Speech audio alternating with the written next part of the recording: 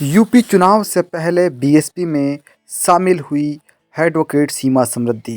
निर्भया और हाथरस मामले को सुप्रीम कोर्ट में लड़ने वाली और निर्भया को न्याय दिलाने वाली देश की जानी मानी अधिवक्ता सीमा समृद्धि ने आज बीएसपी का दामन बीएसपी महासचिव सतीश मिश्रा की उपस्थिति में लखनऊ में थाम लिया है।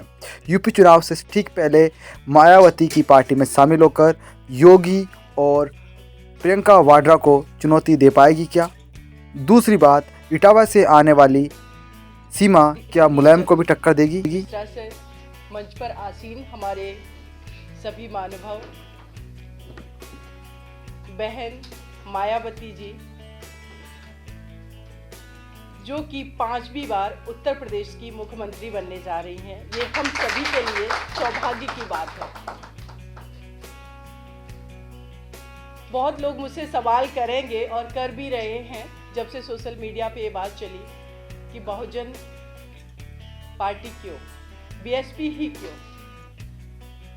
एक बेटी संघर्ष करके उत्तर प्रदेश की 4 बार मुख्यमंत्री बनती है, अंतर्राष्ट्रीय स्तर पर परचम लहराती है, संघर्षों से जूझ करके उस वर्ग का प्रतिनिधित्व करते करते आज वो पूरे देश में हर वर्ग की आवाज बन जाती है। तो मैं किससे प्रभावित होकर के और किसके साथ जुड़ती?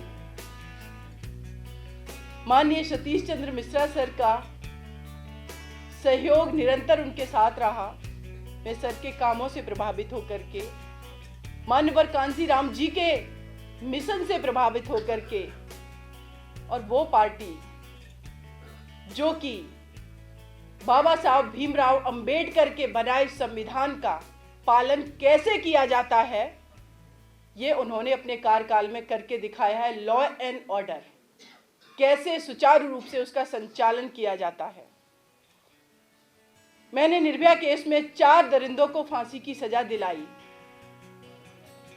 आखिर वो बेटी दरिंदगी की शिकार क्यों हुई, उसका सबसे बड़ा सवाल ये था, लॉ एंड ऑर्डर का फेलियर।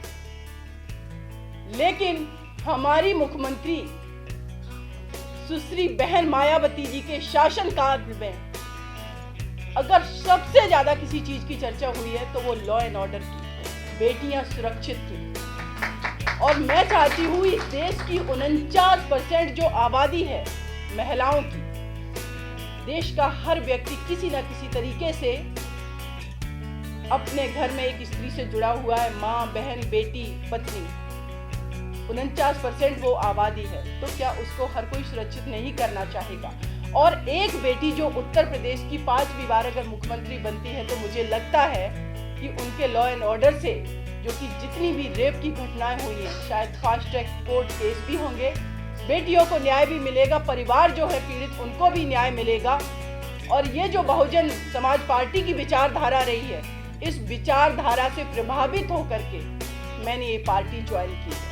और आज मुझे ये कहने में फक्र महसूस हो रहा है कि मैं एक ऐसे लीडरशिप के अंडर में काम करने जा रही हूँ जिनकी जगह मेरे दिल में है, जिनको मैं दिल से सैल्यूट करती हूँ। मैं देश की और भी महिला लीडर जो हैं पार्लियामेंट में है, सिटिंग में, सबको एक दूसरे से कंपेयर करती हूँ, तब मुझे एक ही आवाज़ सुनाई देती है, सुश्री बहन मायावती जी। तो ये जो विचारधारा है बहुजन पार्टी की, इसने मुझे प्रभावित किया, इसलिए मैंने ये पार्टी ज्वाइन की है। और हमारे इस सभागार में बैठे मैं भाइयों को देख रही थी कि मेरे सम्मान में खड़े हो रहे थे। आप सभी का शुक्रिया।